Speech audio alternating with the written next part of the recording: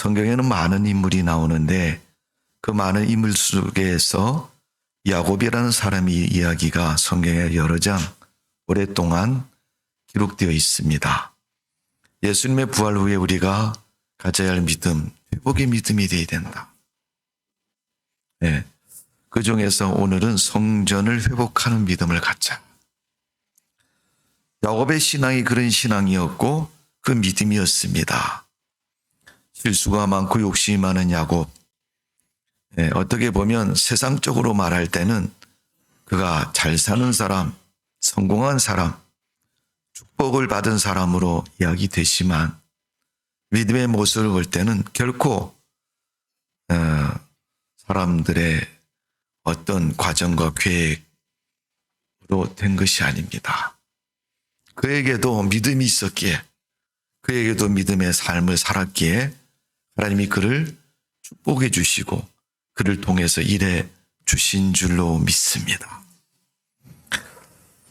우리나라는 여러분 이 삶의 구조가 지족사이기 때문에 가정의 가풍이라는 것을 중요히 여깁니다. 그러니까 특히 자녀들이 결혼할 때 보면 어른들이 하는 얘기가 그 어떤 집안이냐 이런 얘기를 하잖아요. 성경에도 보면 그 부분을 이야기하는 부분이 바로 믿음에 대한 이야기입니다. 창세기 보면 아브라함, 그 아들 이삭, 그리고 야곱, 그리고 요셉. 이 네 명의 이야기가, 가족의 이야기가 나옵니다. 그들이 무엇을 했고, 뭘 먹었고, 어디 살았고, 고향이 어디고, 이런 것에 관한 것보다는 그들이 하나님으로 인해서 어떤 모습으로 살았는가를 성경은 자세하게 말씀하고 있습니다. 여러분들은 다른 사람과 이야기할 때 어떤 것이 이야기에 화제거립니까? 그분이 무슨 대학 나왔대. 네. 사는 데는 어디 강남이냐, 강북이냐. 네. 집은 몇 평이냐. 네. 학교는 어디 나왔느냐. 최근에 어떤 분이 그런 얘기, 우리나라는 고향 때문에 망한대요. 무슨 얘기냐면 선거를 앞두고 한 얘기입니다. 여러분 투표 잘 하셨죠? 불만 있습니까? 예. 예한 사람 제가 맛있는 거 사드릴게요. 사람은 자기 생각이 관찰 안 되면 여러분 불만인 거예요. 그러니까 여러분 그 불만이 교회 안에서도 있고 직장 안에서도 있고 세상을 살아가는 동안도 늘 있는 거예요. 그러나 이걸 알아야 됩니다. 하나님이 나의 생각과 불만보다 무엇을 중요히 여기는가? 그걸 우리가 기억해야 됩니다. 제가 늘 그렇게 말씀을 드립니다. 하나님의 관심과 임재와 하나님의 때와 변화는 큰 것에서 작은 곳으로 간다. 그리고 믿음의 것에서 믿음이 아닌 곳으로 간다. 물론 관심은 하나님은 세상적인 것에 구원받아야 할 자에 관심이 많으시지만 그것 때문에 하나님 모든 걸 다 포기하지는 않습니다. 하나님은 당신의 생명을 포기하더라도 절대 하나님은 믿음에 대한 것은 양보하지 않습니다. 그러기에 여러분도 믿음의 양보가 없는 그런 삶을 살아야 될 줄로 믿습니다. 그 사람이 바로 야곱이라는 사람입니다. 오늘 제가 말씀을 말로 하기보다는 우리가 성경을 읽으면서 한번 야곱에 대해서 여러분 생각을 해보시고 야곱이 성전을 회복하고 믿음을 회복하고 하나님의 축복의 사람으로 인생을 살았던 그의 모습에 그 축복된 모습을 우리가 한번 잘 기억하고 믿음으로 사는 성도가 되시기를 주님의 이름으로 축원합니다. 야곱의 조상은 아브라함이고 아브라함의 조상들에 대한 이야기가 창세기 11장 27절부터 데라라는 사람의 족보를 통해서 시작이 됩니다. 자, 11장에는 족보가 나오고 12장에는 아브라함을 하나님이 부르셨다. 그래서 가나안 땅에 살게 하셨고 그에게 아들을 주시겠다. 또 해와 달과 하늘에 있는 별처럼 너의 후손을 그렇게 많이 생육하고 번성한 민족적인 축복을 약속하셨습니다. 그 믿음의 약속이 쭉 진행이 되었습니다. 하나님 말씀하신 대로. 자, 우리가 성경을 한번 찾아봅니다. 창세기 22장으로 넘어갑니다. 22장.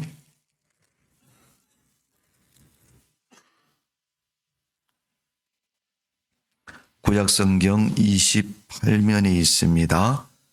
창세기 22장 2절입니다. 2절 시작. 여호와께서 이르시되 내 아들 내 사랑하는 독자 이삭을 데리고 모리아 땅으로 가서 내가 내게 일러준 한 산 거기서 그를 번제로 드리라. 아멘. 하나님이 아브라함에게 아들을 번제로 드려라. 이유는 1절에 있습니다. 하나님께서 아브라함을 부르셨습니다. 그 부르신 아브라함을 어떻게 하시라고? 시험하시려고. 뭘 시험해요? 너 믿음이 있냐 없냐 이걸 시험하신 거예요. 여러분에게 믿음이 있습니까?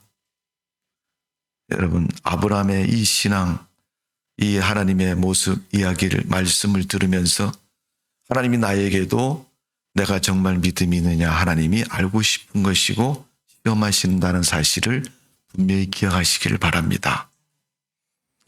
여러분, 시험은 참 어려운 것입니다. 학교 다니는 애들이 치는 시험도 어렵지만은 하나님이 우리 믿음이 있는가를 보실 때도 참 어려운 거예요. 그때 넘어지기 쉽고 시험에 들기 쉽습니다. 그런데 아브라함은 그 시험을 잘 이겼습니다. 그 아브라함의 모습을 이제 기록하고 있는데 밑으로 내려가셔서 11절, 12절 말씀을 읽어봅니다. 시작. 여호와의 사자가 하늘로부터 그를 불러 이르시되 아브라함아 아브라함아 하시는지라. 아브라함이 이르되 내가 여기 있나이다 하매 사자가 이르되 그 아이에게 내 손을 대지 말라. 그에게 아무 일도 하지 말라. 내가 내 아들 내 독자까지도 내게 아끼지 아니하였으니 내가 이제야 내가 하나님을 경외하는 줄 아노라.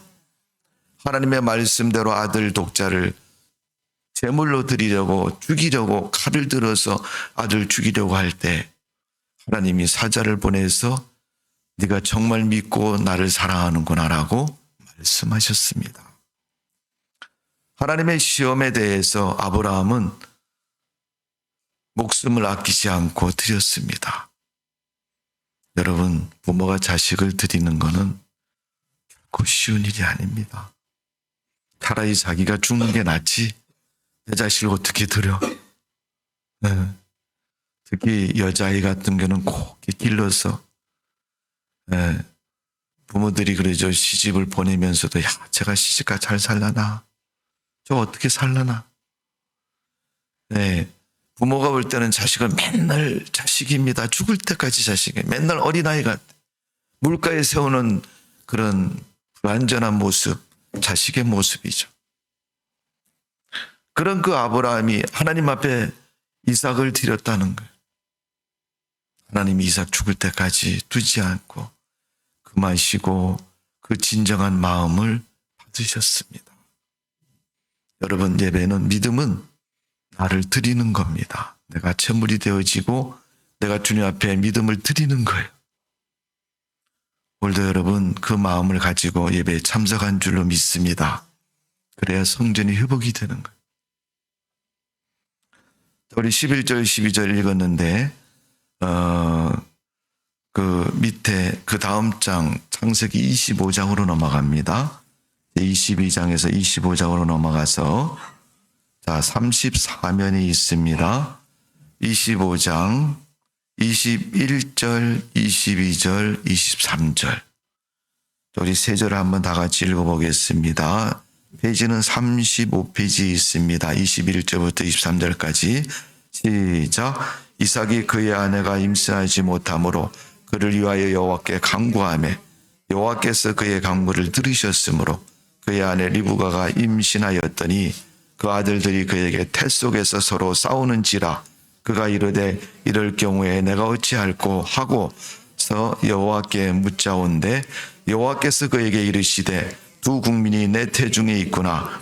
두 민족이 내 복중에서부터 나뉘리라.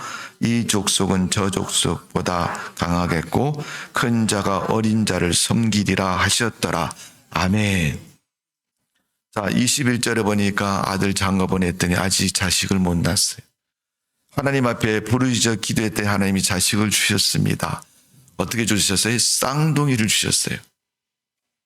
그런데 그 쌍둥이가 배 안에서 어머니 뱃속에서 서로 나뉘어지고 싸우고 분쟁하고 있다는 거예요. 그러면서 하신 말씀이 큰 자가 작은 자를 섬기다. 형이 동생을 섬긴다는 거죠. 리브가는 엄마로서 태중에서부터 작은 아들이 큰 아들보다 크게 될 것으로 하나님이 지정하고 하나님이 관심을 가지고 하나님이 그 인생을 다스림을 알게 됐습니다. 우리가 흔히 여러분 이 리브가의 행동을 편애하는 어머니라 이렇게 얘기를 하잖아요. 물론 편애가 맞습니다. 그러나 이미도 리브가는 아이를 수태했을 때 하나님의 그 은혜를 통해서 자기 태중에 있는 자녀들에 대한 믿음의 삶의 인생의 비전을 갖게 됩니다. 하나님이 뭐라고 말씀하시는가? 어떤 분은 여러분 좀 칠칠 맞아갖고 자기가 임신이 됐는데 임신된지도 모르는 사람이 있다 그러는데 여러분 웬만한 분들은 다 알잖아요. 자기가 아기를 가졌는지 안 가졌는지 다 알잖아요. 가끔 여러분 애를 많이 낳는 옛날 어르신들 보면요. 꼭 마지막에 낳는 저놈 안 낳으라 그랬다. 꼭 그 말을 해요. 그 말을 좀 심하게 하면 쟤 죽여야 된다 이런 얘기하고 똑같은 거예요. 절대 그런 말 하지 마세요. 5월달이 가정의 달인데 꼭 기억하셔야 돼요. 그 말 여러분 자식 앞에서 회개해야 될 말입니다. 여러분 태중에 아이를 가졌는데 그 아이에 대해서 하나님이 그 어머니 리브가에게 말씀하신 거예요. 그러니까 리브가는 쌍둥이인 줄도 알고 있고 또 하나님이 어떻게 그 아이들을 생각하고 계신지도 알고 있는 거예요. 자, 21절에서 23절이 건데 24절부터 26절까지도 계속 읽어봅니다. 24절부터 시작. 그 해상 기한이 찬즉 대쌍둥이가 있는데 그 먼저 나온 자는 붉고 전신이 털을 같아서 이름을 에서라 하였고 후에 나온 아우는 손으로 에서의 젖을 잡았으므로 그 이름을 야곱이라 하였으며 리브가가 그 날 때에 이삭이 65세였더라. 아멘. 이삭이 몇 살에 장가 갔어요? 40살에 갔습니다. 그리고 애 몇 살에 낳았어요? 65살. 그러니까 25년 걸린 거죠. 예? 60세? 네. 20년 걸린 거잖아요, 여러분. 많이 걸린 거죠, 여러분. 아브라함이 하나님이 부르시는 할 때 75세의 분을 받았어요. 그 아들 이삭을 낳을 때는 몇 살에 낳았어요? 100세에 낳았죠. 참다가 기다리다가 자기 생각대로 한 하갈을 통해 낳은 아들이 이스마엘입니다. 몇 살에 낳았어요? 10년 빨리 낳았잖아요. 그만큼 오랫동안 하나님께서 그 태중에 생명을 주셔서 그가 아이를 낳습니다. 그런데 아이를 낳을 때의 모습을 성경은 상소하게 기록하고 있습니다. 애 태어나는 거 산모가 위험하지 않고 잘 나오면 잘한 거죠. 그러한 모습을 성경은 표현하고 있는데 작은 아들 야곱이 어떻게 해요? 발뒤꿈치를 잡았다. 그거 보고 아버지가 지은 이름이 야곱이다 이렇게 했어요. 잡은 자, 발뒤꿈치를 잡은 자. 먼저 나온 형 에서는 어떻게 해요? 몸에 전신이 붉은색이고 털이 많아서 에서라. 그래서 야곱의 이름은 발뒤꿈치를 잡은 자라는 뜻을 가지고 있고 형 에서는 붉다는 뜻을 가지고 있습니다. 이 두 아들을 낳게 되는데 그게 야곱이 태어나는 모습입니다. 자, 밑에 내려가셔서 33절을 보세요. 33절. 네. 33절 시작. 야곱이 이르되 오늘 내게 맹세하라. 에서가 맹세하고 장자의 명분을 야곱에게 판지라. 네, 형 에서가 장자로 태어났는데 먹는 걸 받고 그 장자의 명분을 동생에게 팔았습니다. 여러분, 그런다고 형이 동생 되나요? 안 되나요? 왜 여러분? 안 됩니다. 사람이 바꿀 수 없는 거예요. 근데 야곱은 형 에서한테 그 장자의 명분을 가졌습니다. 형의 권리를 가졌다는 것은 아버지한테 자기가 큰아들이라고 인정받고 싶은 것이고, 하나님 앞에 자기가 형이라고 인정받고 싶은 마음, 그 마음 가지고 형의 장자의 명분을 달라고 얘기를 합니다. 근데 실질적으로 성경에 보니까 형 에서가 그럼 네 가져라라고 줬습니다. 자, 이제 25장인데 창세기 27장으로 넘어갑니다. 자, 27장 26절에서 29절까지. 자, 27장 26절에서 29절까지 페이지는 38면에 있습니다. 26절부터 시작.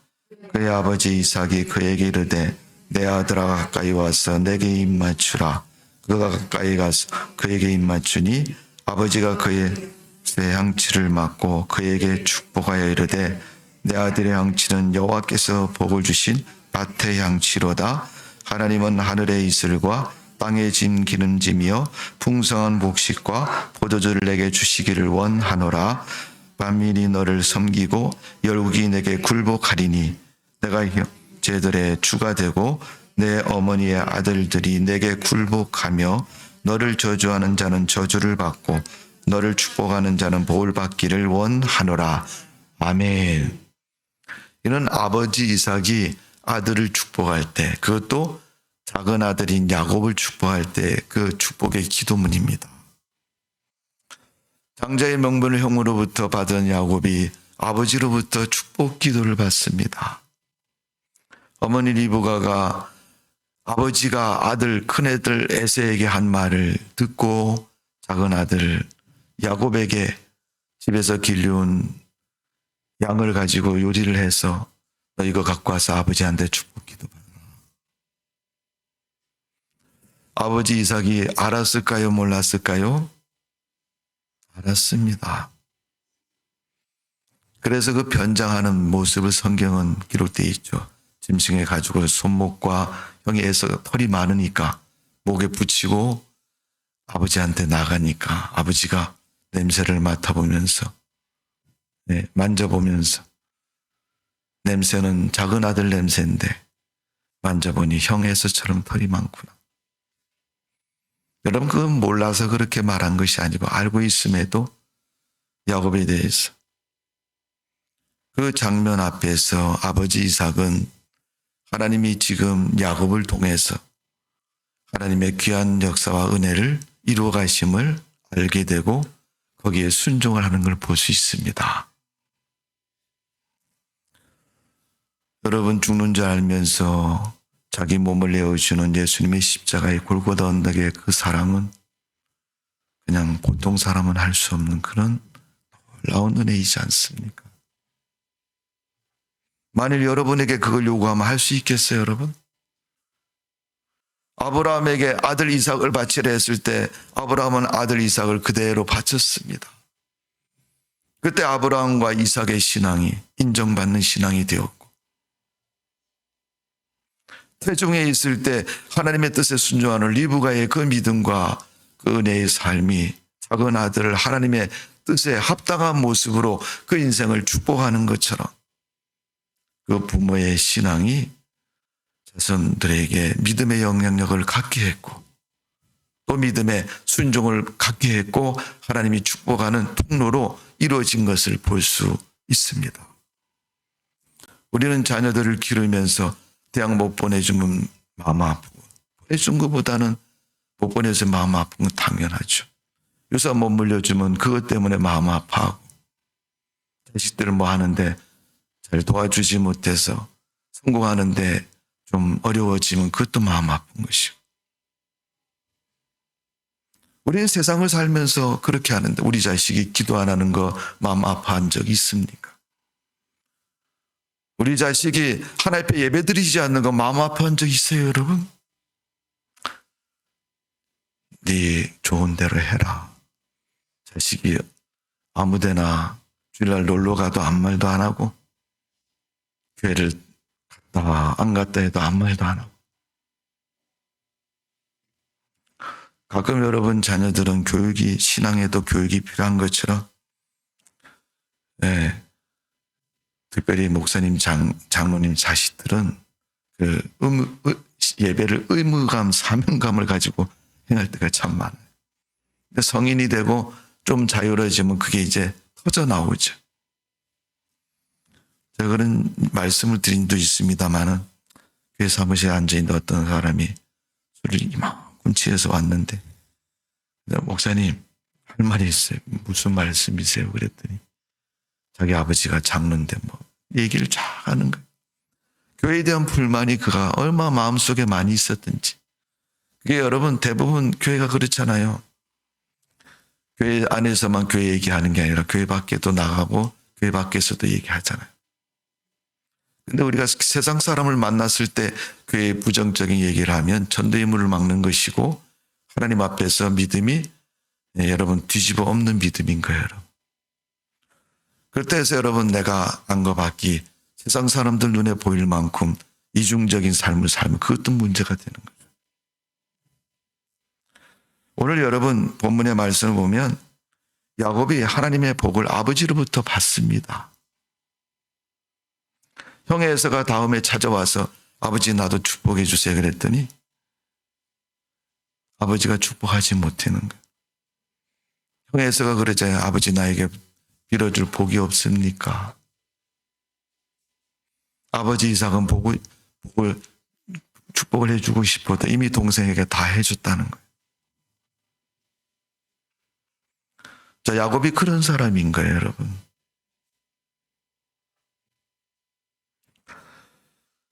자, 28장으로 넘어갑니다. 28장. 자, 10절부터 조금 긴 말씀입니다. 10절부터 20절까지, 22절까지, 우리 마지막 절까지 한번 천천히 또박또박 읽어봅니다. 40면이 있습니다. 10절부터 시작. 야곱이 브엘세바를 떠나 하란을 향하여 가더니 한 곳에 이르러 해가 진지라 거기에 유숙하려고 그곳에 한 돌을 가져다가 베개로 삼고 거기에 누워 자더니 꿈에 본즉 사닥다리가 땅 위에 서 있는데 그 꼭대기가 하늘에 닿았고 또 본즉 하나님의 사자들이 그 위에 오르락내리락 하고 또 본즉 여호와께서 그 위에 서서 이르시되 나는 여호와니 너희 주부 아브라함 하나님이요 이삭의 하나님이다. 내가 누워있는 땅을 내가 너와 내 자손에게 주리니 내 자손이 땅의 티끌같이 되어서 내가 서쪽과 동쪽 북쪽과 남쪽으로 퍼져나갈지며 땅의 모든 족속이 너와 내 자손으로만 복을 받으리라. 내가 너와 함께 있어 내가 어디로 가든지 너를 지키며 너와 함께 있어 내가 너를 알리라. 내가 내게 허락한 것을 다 이루기까지 너를 떠나지 아니하리라 하신지라. 야곱이 잠에 깨어 이르되 여호와께서 과연 여기 계시거늘 내가 알지 못하였도다. 이에 두려워 이르되 두렵도다. 이곳이요 이곳은 다름이 아닌 하나님의 집이요 이는 하늘의 문이로다 하니 야곱이 아침에 일찍 일어나 베개로 삼았던 돌을 가져다가 기둥으로 세우고 그 위에 기름을 붓고 그곳의 이름을 베델이라 하였더라. 이 성의 옛 이름은 루스더라.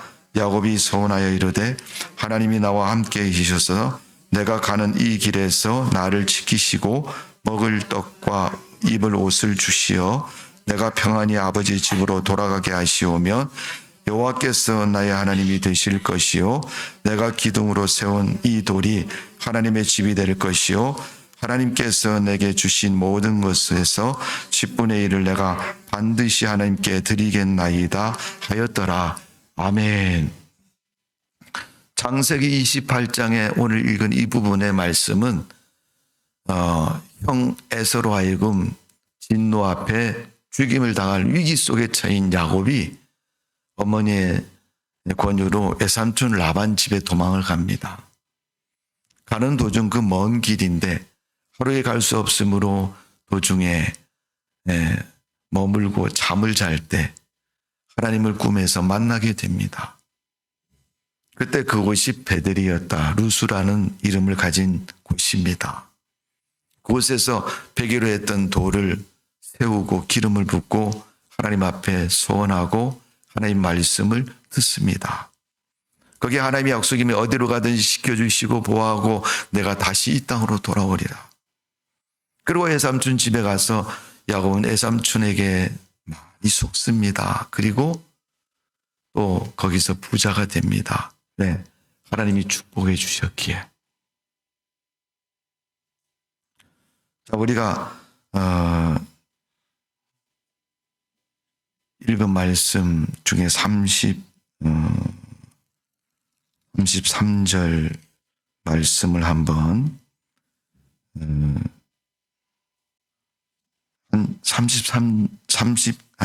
그 다음 장 29장 33절만 읽어볼게요. 29장 33절만 시작. 그가 다시 임신하여 아들을 낳고 이르되 여호와께서 내가 사랑받지 못함을 들으셨으므로 내게 주셨다 하고 그 이름을 시몬이라 하였으며. 자, 야곱이 이제 29장의 말씀은 아이들 낳는, 외삼촌 집에 가서 장가를 들어서 아이들 낳는 중 이야기가 쭉 나옵니다. 우리가 하나만 읽었는데 그 큰 부인 라헬 그리고 작은 부인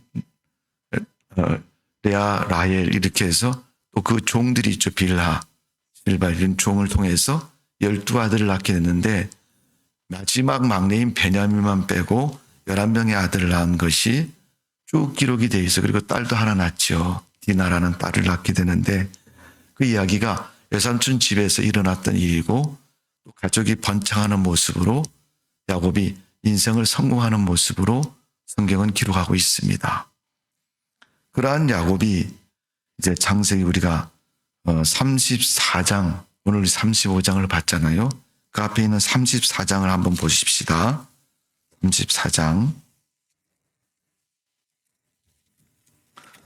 자, 34장은 1절부터 4절까지만 있습니다. 34장 1절에서 4절 시작. 레아가 야곱에게 낳은 딸 디나가 그 땅에 돌아보러 나갔더니 이 족속 중 하몰의 아들 그 땅의 주장 세겜이 그를 보고 끌어들여 강간하여 욕되게 하고 그 마음이 깊이 야곱의 딸 디나에게 그 소녀를 사랑하여 그 마음을 말로 이로하고 그 아버지 하몰을 청하여 이르되 이 소녀를 내 아내로 얻게 하여 할 주소서 하였더라. 아멘. 세겜이라는 사람이 이 야곱의 딸 디나를 욕보여서 강간했다. 요즘은 뭐 그렇게 심하게 표현하지 않지만 옛날에는 이 강간이라는 표현을 많이 썼죠. 불의한 성적인 관계를 맺기는 강제적인 이유로 했다 하는 것입니다. 결국 이 34장의 이야기를 읽어보면 그 뒤에 부분을 쭉 읽어보면 이 일에 대해서 그 형제들의 야곱의 아들들이 성질을 발끈 내서 아니 이런 못된 놈들이 있나? 용서할 수 없고 가만히 있을 수 없다. 그래서 생각을 내서 한 일이 뭐냐 하면 이 세겜 족속들 남자들을 다 할례를 시켜놓고 죽이는 일을 합니다. 그 이유가 뭐냐 하면 이 하몰이라는 사람이 그 디나를 너무 예쁘고 아내로 맡고 싶어서 그렇게 했는데 절차상에 뒤집어진 거죠. 결혼식을 하고 신혼방을 차려야 되는데 그렇게 안 한 거죠. 결국 그 일로 인해서 그 형제들이 남자들 다 할례를 시켜놓고 죽입니다. 이 일은 또 제2차 원한을 만들고 보복을 만들어서 야곱의 형제들을 다 죽이겠다고 이 세겜 족속과 주변에 있는 사람들이 연합해서 죽이려고 막 쫓아오는 겁니다. 그때 야곱이 공경 속에 처했고 어려움 속에 처했습니다. 그런 야곱이 오늘 창세기 35장에 하나님의 명령을 받고 성전을 회복하는 모습을 기록하고 있는 것입니다. 35장 1절에 보면 하나님이 야곱에게 이르시되 일어나 베델로 올라가서 거기 거주하며 내게 내 형 에서의 낯을 펴여 도망하던 때에 내게 나타났던 하나님께 거기서 제단을 쌓으라 하신지라. 하나님 앞에 제사를 드리라는 겁니다. 그 제사는 무슨 제사예요? 속죄제를 드리는 것처럼 자기의 잘못을 하나님 앞에 내어놓고 인정하고 용서를 받는 겁니다. 여러분, 하나님을 믿는 사람은 세상 사람들하고 다른 게 뭐냐면 세상 사람들은 세상의 것만 걱정하지만 하나님의 사람은 믿음의 사람이고 하나님과의 관계를 생각해야 됩니다. 우리는 천국 갈 사람 아니에요, 여러분? 그러면 하나님 나라 갈 사람은 하나님 앞에서 그 믿음이 인정되어지고 인정받는 믿음이 되어야 됩니다. 아브라함이 모리아산에서 아들 이삭을 드린 것처럼 하나님의 사람인 야곱이 하란을 가다가 베델에서 하나님을 만나고 하나님과 약속했던 것처럼 그런 딸 디나가 강간 사건을 당한 후에 고통 속에 있고 위기 속에 있습니다. 주변에 있는 모든 사람들이 다 야곱을 죽이겠다고 준비하고 있는 그 어려운 상황 속에서 야곱이 하나님 명령을 받들어서 베델로 다시 올라갑니다. 사람들은 집에 도망가다가 만났던 그 베델의 하나님을 만나기 위해서 찾아간 것입니다. 그 과정 속에서 그는 예배를 회복하고 하나님을 만나는 것을 볼 수가 있습니다. 여러분, 주일마다 왜 교회를 나옵니까, 여러분? 야곱이 베델을 올라가는 것처럼 베델은 하나님의 집이라는 뜻입니다. 교회라는 얘기입니다. 왜 우리가 주일마다 교회를 갑니까? 하나님을 믿고 섬기려고 가는 것입니다. 우리가 예배 생활이 회복되지 않으면 세상 것 아무리 잘해도 여러분 인생의 회복은 있을 수가 없습니다. 우리가 위기가 찾아오고 삶의 어려움이 오면 하나님 앞에 나가는 것이 여러분 되어져야 되지. 이건 육신적인 모습만 나가는 게 마음까지도 쏟아놓고 나가야 되는 것입니다. 베델의 야곱이 올라간 것은 옛날에 하나님을 만났던 그곳을 다시 찾아가고 그곳에 하나님 앞에 예배를 드리는 겁니다. 오늘 하나님은 예배 드린 자를 축복해 주시고 그 인생을 형통케 지켜주시는 줄로 믿습니다. 베델에서 뭐라고 말씀하셨어요? 내가 어디로 가든지 내가 너를 지켜주시고 내가 너를 축복해 주겠다. 아버지 복까지 받은 야곱이 이제 마지막 받은 복이 뭐예요? 하나님으로부터 하나님의 축복을 받는 거예요. 우리 사람의 인생은 하나님의 복을 받아야 좋은 인생이지 사람의 응원과 사람의 것만 받아서 여러분 좋은 인생이 아닙니다. 성도 여러분, 부활의 기쁨은 세상에서 무엇과 바꿀 수 없는 엄청난 축복의 기쁨입니다. 마음이 들뜨고 세상 것에 형통하고 잘 될 때 여러분 우리는 우리 신앙을 살펴야 하고 우리의 믿음의 자리에 명확하게 서 있는 믿음의 사람이 되어져야 될 줄로 믿습니다. 성도는 그 삶의 자리가 베델이어야 합니다. 과장님도 사장님도 아니고 신천교회에 다니는 장로님, 그분은 자기 명함에다가 제일 위에 줄에 신촌성결교회 장로 목에 이렇게 쓴다. 여러분 부끄러울 때 그 명함을 줄 수 있나요, 여러분? 받는 사람이 에이 장로가 이래 이 소리 듣잖아요. 그러니까 그렇게 일부러 자기를 신앙의 몸으로 살기 위해서 그는 그렇게 하고 사업도 하고 세상을 살아가는 늘 근심하고 경건하고 깨어있는 믿음을 가지고. 성도 여러분, 우리가 하나님의 사람으로 살아가는 것은 결코 쉬운 것은 아닐 겁니다. 그렇다 할지라도 우리는 하나님의 사람으로 살아야 될 줄로 믿습니다. 여러분 바깥에 보셔서 아시겠지만 때가 더니까 벚꽃이 이렇게 만개했습니다. 여러분 그 벚꽃을 보면서 무슨 생각을 하셨어요?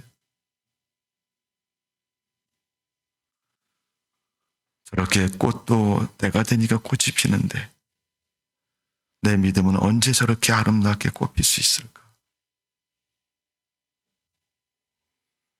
오늘 이 세상을 사는 성도 여러분, 여러분들의 믿음이 아름다운 꽃처럼 내가 부활의 신앙이라면 부활은 기독교의 꽃이라고 말하지 않아요, 여러분.